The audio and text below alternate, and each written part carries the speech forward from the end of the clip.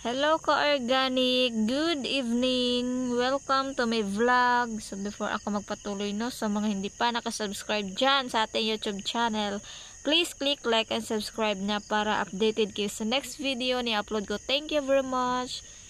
So ito na yung pinatubo ko na seeds ng alugbati. Ayan, meron pa dito. Matagal siya mag-germinate. Pero worth it naman kasi malalaki siya, matataba pag yung seeds ang gamitin kaysa yung stem niya itanim.